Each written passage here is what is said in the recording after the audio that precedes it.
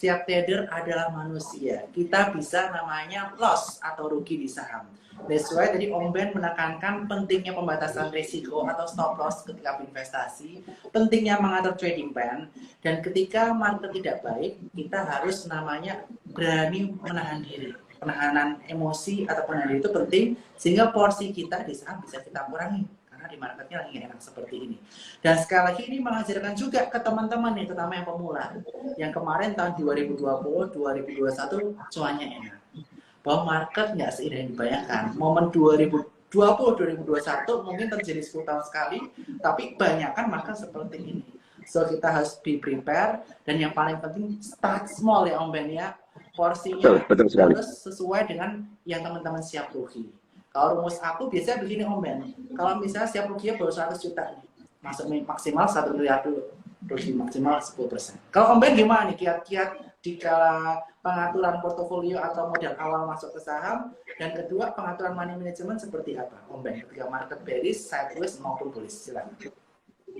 Kalau saya itu sebenarnya begini, saya selalu mengajarkan buat teman-teman, kalau teman-teman masih meraba ya, kasarannya masih coba-coba trading, atau belum pernah trading, atau belum trading yang konsisten, teman-teman yang kita cari ini bukan profitnya, ya, tapi kita harus menemukan ritme, ya, bahasa kasarnya feeling lah, kita harus menemukan feel trading kita tuh seperti apa. Nah, bagaimana cara menemukan feel trading itu nggak bisa kita baca aja, ya, kita baca buku si A si B itu nggak bisa menemukan, kita harus praktek. Nah, dalam prakteknya itu, kalau kita pingin dana kita lebih aman ya, cuman untuk mendapatkan feel-nya aja, kita startnya dari dana kecil aja. Seperti itu. Bahkan kalau saya selalu bilang ya, buat teman-teman yang pingin nyoba scalping itu kan cukup susah. Untuk merasakan ritme marketnya ya, pingin ngerti sih ini saham ini liar atau enggak, saham ini bantingannya sadis atau enggak. Ya teman-teman boleh beli 1 sampai 10 lot aja.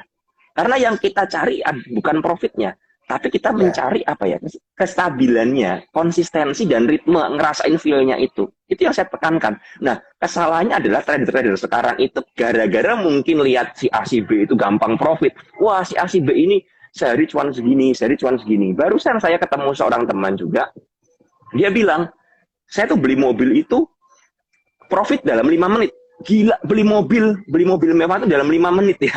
Dalam 5 menit cuannya miliar, ya dananya juga ratusan miliar tentu saja. Nah dia cerita, saya beli mobil ini itu gara-gara dapat profit Om Ben dari saham A seperti itu ya. Saham A ini saya ARB saya tangkap bawah, kemudian dia naik di bawah sampai hampir 20%. Saya lepas, saya dapat dalam 5 menit sekian ya, seharga mobil mewah saya ini. Nah tapi yang saya dapat dari sana adalah orang ini cerita karena kita sama-sama sharing aja.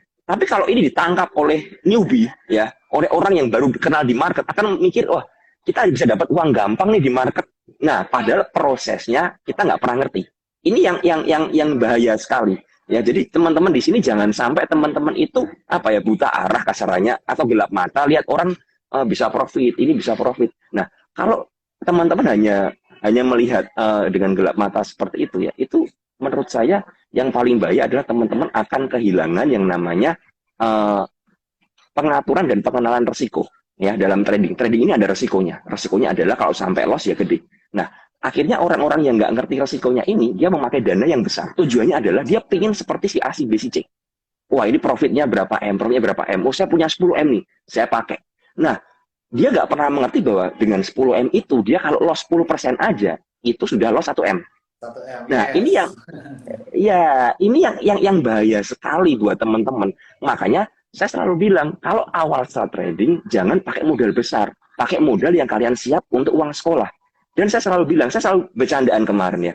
Syarat memulai trading adalah start dari kecil dan rajin top up. Saya bilang, kenapa rajin top up? Karena pasti habis uangnya. Karena pasti menderita loss.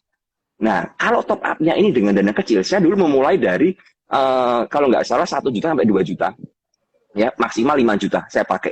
Itu saya pernah tunjukkan di IG live saya bersama Ci Alin yang kemarin. Itu saya 2 hari sekali top up. 2 hari sekali top up. Tapi top up-nya 2 jutaan waktu itu. Karena apa? Uangnya habis. Dibuat belajar, loss. Buat belajar, loss. Top up lagi.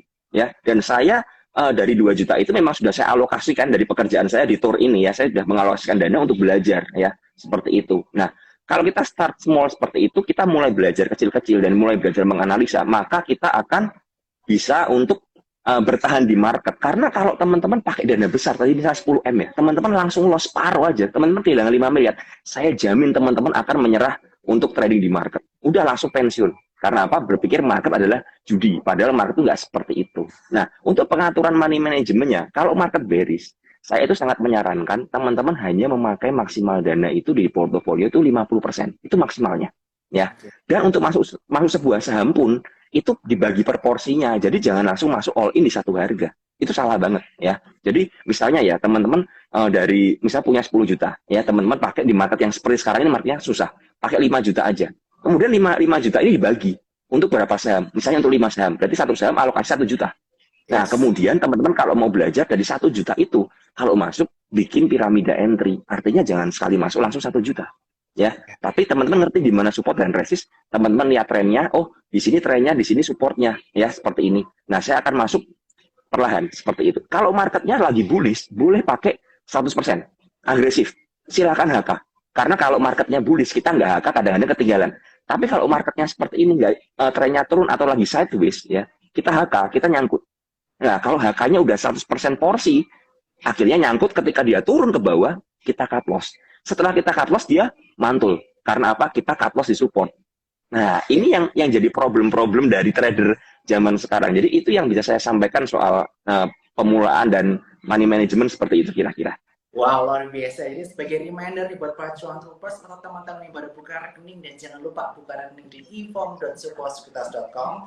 Teman-teman, paling penting adalah yang pertama, kunci omen tadi adalah start small. Masukkan dana yang teman-teman bisa hilang lah istilahnya. Karena awal-awal mungkin teman-teman loss dan siap untuk top up lagi. Dan batasan resiko jangan lupa 10% itu wajib, teman-teman harus ingat.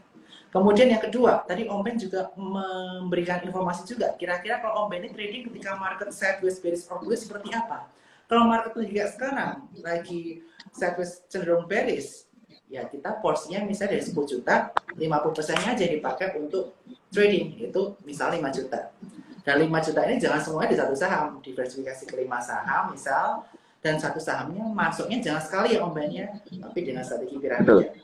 Paling banyak di bawah, paling kecil di atas. Itu yang perlu teman-teman perhatikan. Oh, suaraku kurang jelas, jadi aku bakal ngomongnya lebih kencang ya sekarang ya. Oke.